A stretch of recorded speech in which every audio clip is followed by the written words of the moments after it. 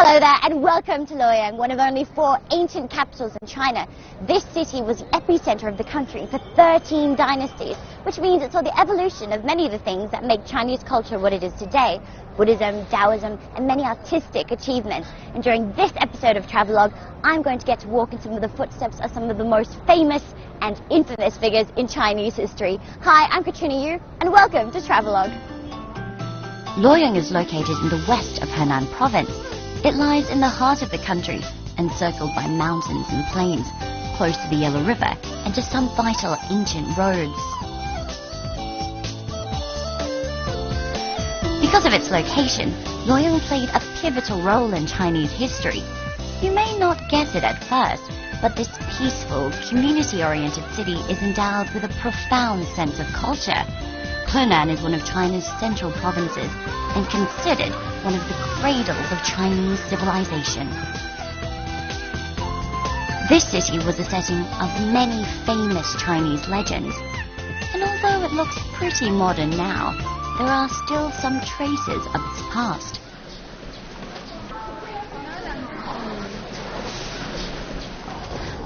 Now we're about to enter the west gate of the old city. Now if you can see behind me, the city was once enclosed in a circular type of structure, and if you walk in there today, you get a sense of what the ancient city might have been like in its heyday.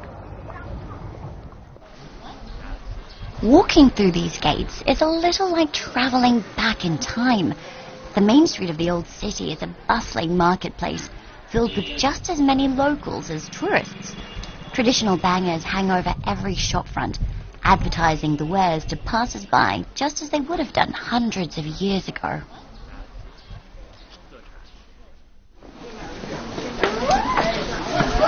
Luoyang marked the beginning of the Silk Road, so it was always a place where people came to buy and sell things. And as you can still see walking down this old street, it's still very much a place where people do that.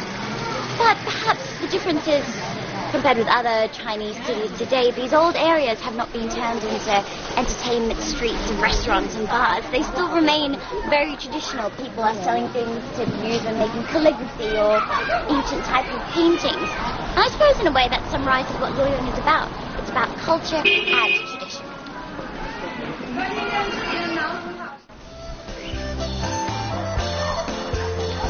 That's not to say you can't enjoy more modern pursuits, like shopping.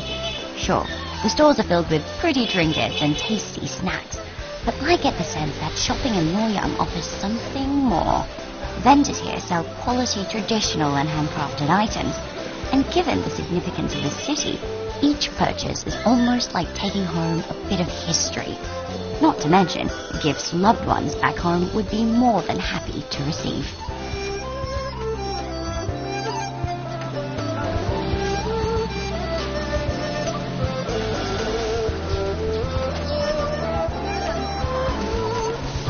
Of course, not every bit of history can be taken home in a shopping bag. In Luoyang, tradition literally surrounds you. This old city is the perfect place to explore ancient Chinese architecture.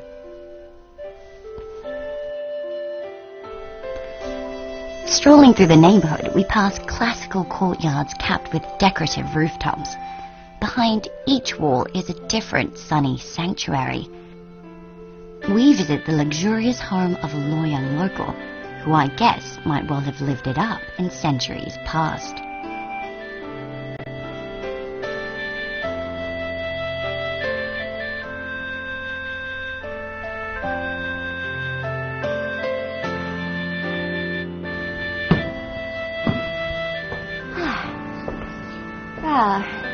This place is really relaxing.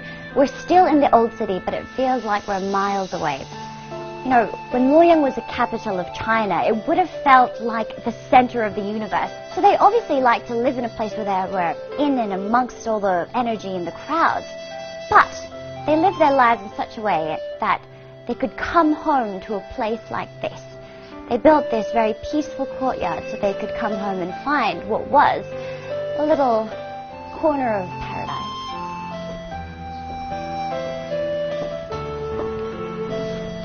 If you come to Luoyang, you too can easily pop into the home of a family who lived hundreds of years ago and get a taste of their life in more ways than one. Well, I've learned that I have something in common with the people of Luoyang, and it's that they love to eat soup. Different types of soup are eaten at different times of the day, and I've been told by some local friends that this is a place I simply have to check out.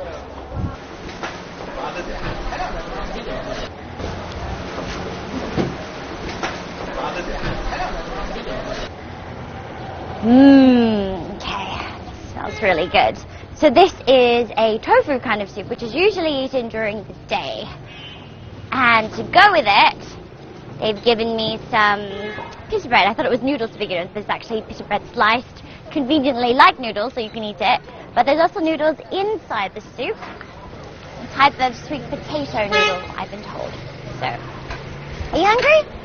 Well, I am, so if you don't mind, I might tuck in to it. So the other things that we've got swimming in here are some vegetables, and I love this particular type of noodles. They generally love noodles here in Henan. We eat noodles pretty much every day, but this is a kind of different type. I thought it was some type of like rice vermicelli, but actually this type of noodle is made with sweet potato, which gives it a really sort of chewy, kind of lovely texture, which goes really well with the tofu and with a bit of bread too. The soup you'll find here is much heavier than the varieties in the country's south, and while others may usually sip their soup using a spoon, true Luoyang locals drink theirs straight from the bowl. Now there's some insider knowledge for you. Coming up next, we explore a tower dedicated to the life of Empress Wu Zetian and feast our eyes on some of the country's most precious ancient treasures.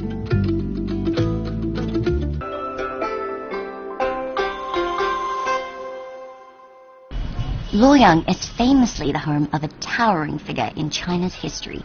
Concubine turned sovereign, Wu Zetian, the Tang Dynasty icon, was the only female emperor in China's history.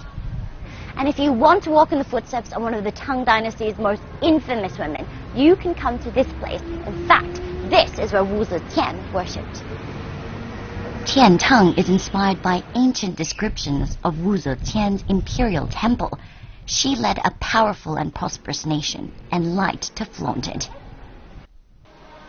Whoa! So this place definitely makes an impression, and it's meant to. Now we don't know exactly what this temple might have looked like. And if you think there's lots of gold here, well, there's a good chance there was a great deal more in the real thing.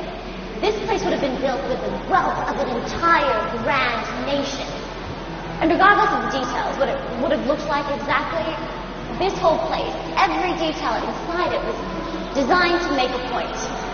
I'm wealthy, I am powerful, I'm Wu Zetian, don't miss it.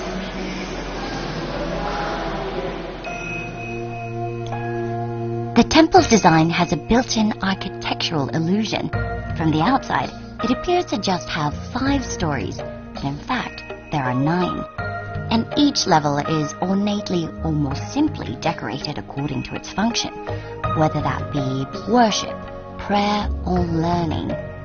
You see, this building isn't just an elaborate copy of something past, it's also a lively center of Buddhist education. I think that would have pleased Wu Zetian, as her reign wasn't only known for its wealth, but also for being a time where Buddhism expanded and thrived throughout the country. So it's still a traditional temple, but with a technological upgrade.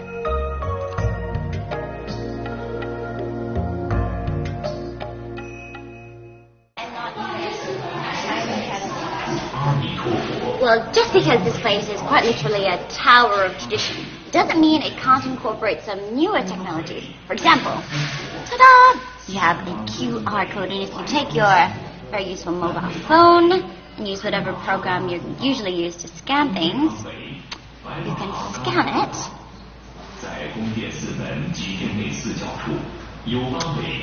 And voila! Within seconds, you have access to an audio guide about this tower. Pretty nifty, huh? Walking on the ground level, you can see the original foundations of Wu Zetian's palace from 1300 years ago.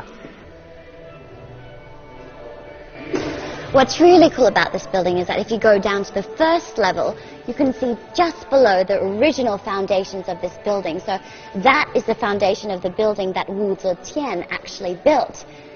And here in China, it's quite auspicious or lucky to drop some money in there. So I've prepared 1 RMB. And I'm going to make a wish.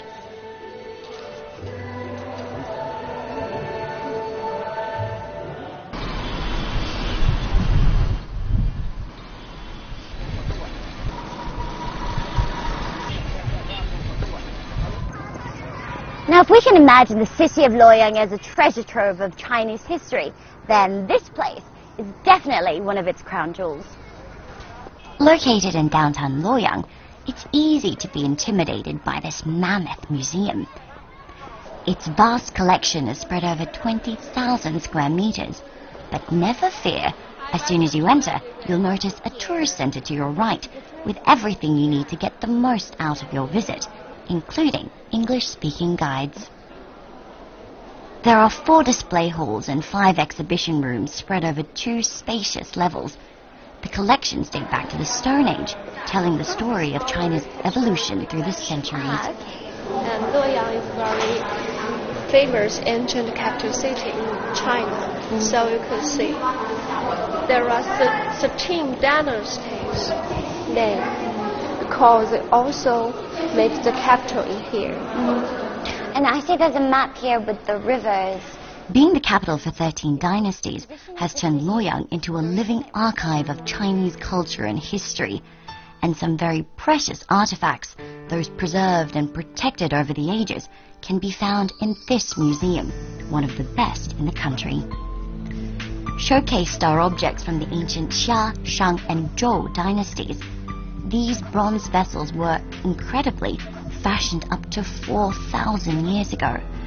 Back then, China's prowess at bronze casting was unrivaled, and peeking into those glass cases and noticing the intricate and beautiful details, it's easy to see why. Sculptures and pottery from the tumultuous Warring States period of 477 to 221 BC are also on display. Some would have been used in religious rituals. Others were literally made to be buried, placed in the tombs of important and wealthy figures to ensure they could take their power and prosperity with them into the next life.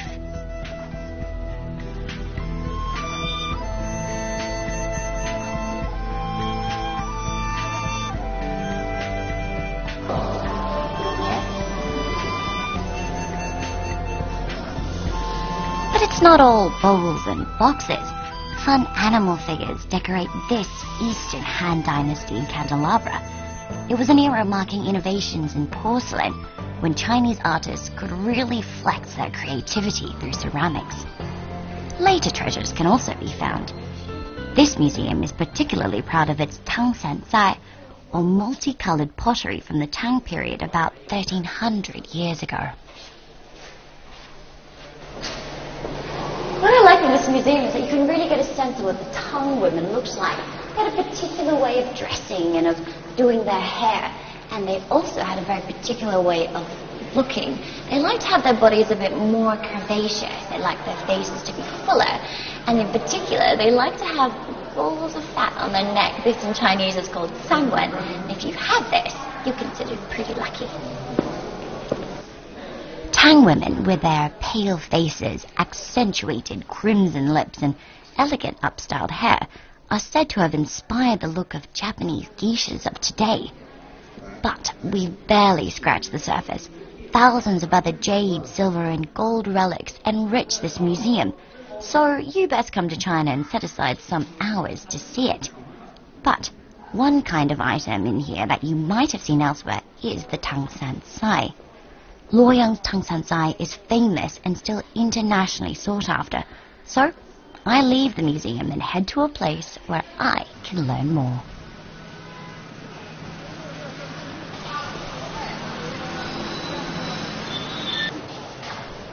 The studio of Tang San Sai artist Gao Shui Wang. Mr. Gao is a modern-day master of this ancient art and has spent more than 30 years crafting exquisite pieces.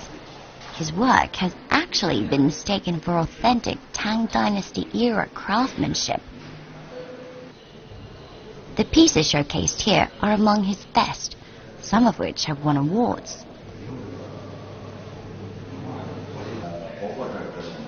His favorite subject? Horses. 你像这些马，这是在唐代时期，这个唐三彩啊，这个马匹是比较常见的，包括马和骆驼，它代表一种唐代时期中国和西方国家这种丝绸之路这种商业来往比较频繁。高教授这么看去，那个是很好的，还是不好做的？哦，唐三彩是这样分这个。因为唐三彩的制作啊，它分这个雕塑造型和这个它制作工艺比较多。它第一道工序就是雕塑造型，它的形态。如果要是好的作品，它的雕塑造型啊，它把那个包括人物的这个神韵、面部，它这种在和人谈话、和人交谈这种神韵，它都能表达出来。包括它这种雕塑造型。实际上，在这个唐三彩制作里边，实际上是比较重要的一个环节。现在我可以带你到厂里边去参观参观，能看这个制作流程。好了，谢谢。I feel honored to be invited to Mr. Gal's factory to see firsthand how it's produced. Tungsten Sai is often given as a gift to foreign dignitaries and VIP guests to China today. And Mr. Gao insists on producing his using methods and materials which reflect the original Tang-era process. Molds are used as the initial step, but the details are meticulously perfected by hand.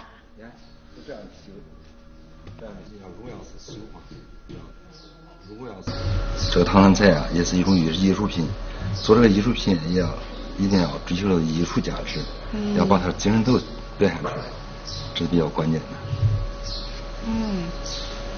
So it seems simple enough, just looking at it, but actually every single stroke and the amount of stress that you put into it makes a huge difference for the outcome.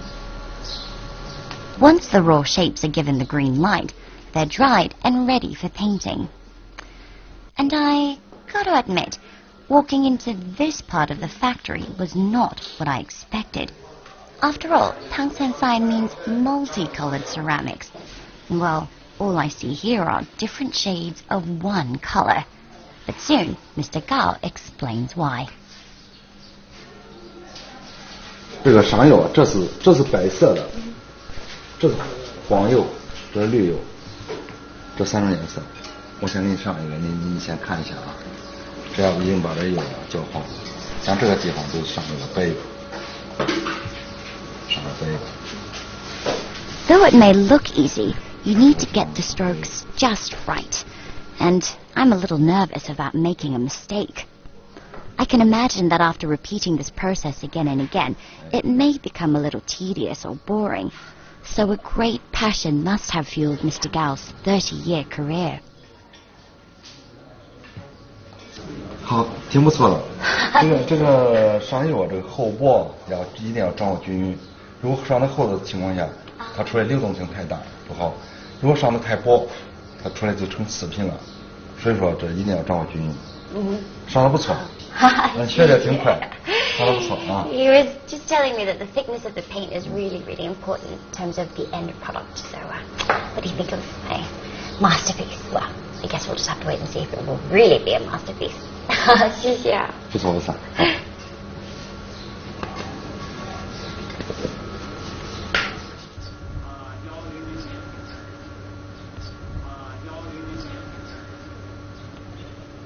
So, once your painted work of art is done and dry, you put it into one of these ovens here, and it comes out like,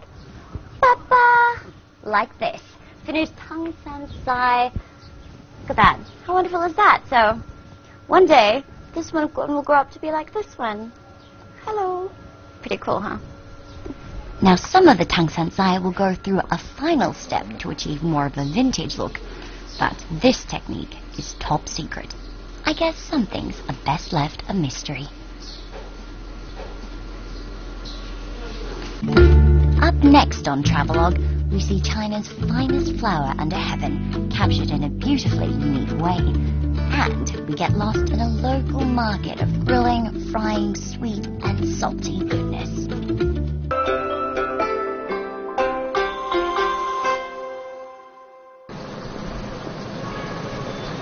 If you mention Luoyang in China, chances are people will call to mind one thing: the peony. The striking national flower blooms all across this city, but only for around 20 days in April and May.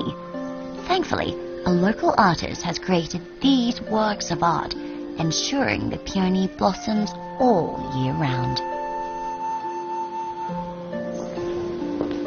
Wow. You know, I've seen many fake flowers, and although some of them are very nice, none of them quite give you that same effect of seeing a real live blossoming flower. But these are different.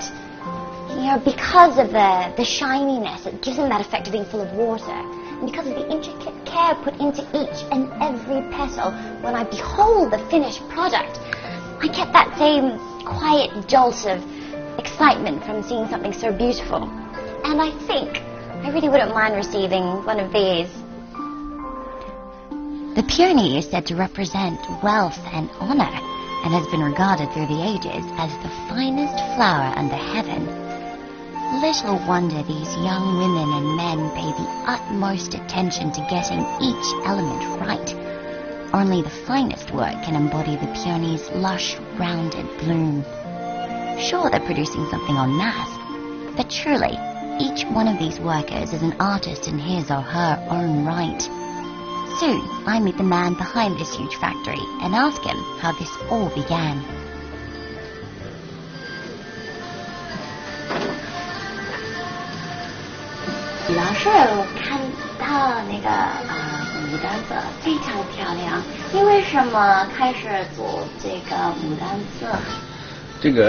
这个与我们这个对洛阳的情节关系特别大。就是我是那个本地出生，从小在洛阳长大，我祖籍就是洛阳，因为我们对洛阳的牡丹花是情有独钟，所以说在洛阳的牡丹是有花开花落20日，就说花期特别短。一次偶然的机会啊，我当过兵出身，我的战友在2007年时候来看牡丹，但因为天气不太好，下雨，就没有看着。最后在闲谈之余，说用什么材料能把牡丹花叫它长期不败。所以说这说者无意啊，听者有心。但是我们都当时就后来从07年来下半年，我们都开始琢磨这个有什么材料。反正我们用了3年时间呀，把中国的工艺美术基本上跑了一个遍。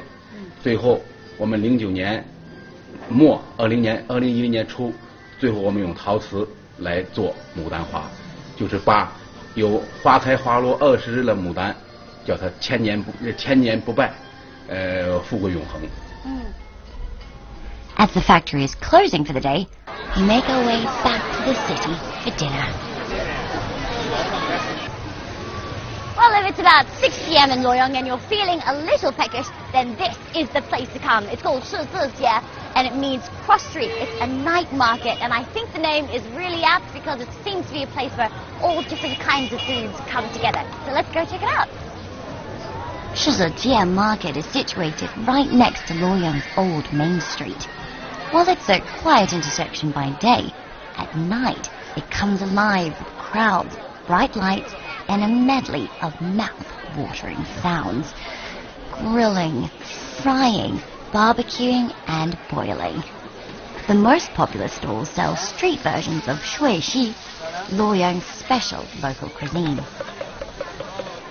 Well, we spent our day on a sort of history hunt, so I feel it's only apt we begin this evening with a local culinary quest.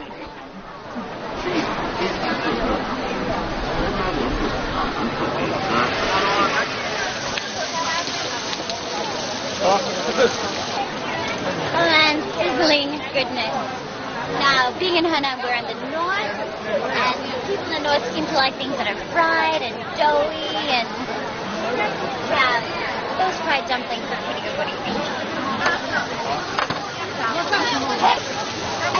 matter how hungry, no matter how full you think you are, after you hear the sound of the sizzling, you're hungry.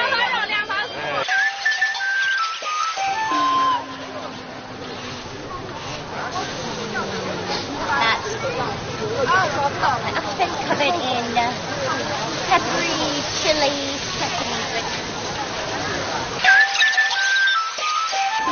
At first sight, I thought it was kind of a bleak Christmas tree, but actually, they're twirl sticks, barbecue sticks, because this place is that popular, so I don't think I can pass this. Look at that! With my hands full of all these snacks, I'd say that's mission accomplished. Well, I think I'm just about done with my shopping, and sadly, we're just about done with this episode too. You know, I've really enjoyed traveling through Luoyang. It's like walking into a time capsule, alive with tradition and alive with the spirit of Chinese culture. Here, I've been really able to have my fill of history. And you know what? I'm gonna get to have my fill of other things too. But, should be ready. Do you guys want to have a few? A little? I'm Katrina here. Thank you for joining us on Travelogue, and if you don't mind, I'm gonna get something to eat.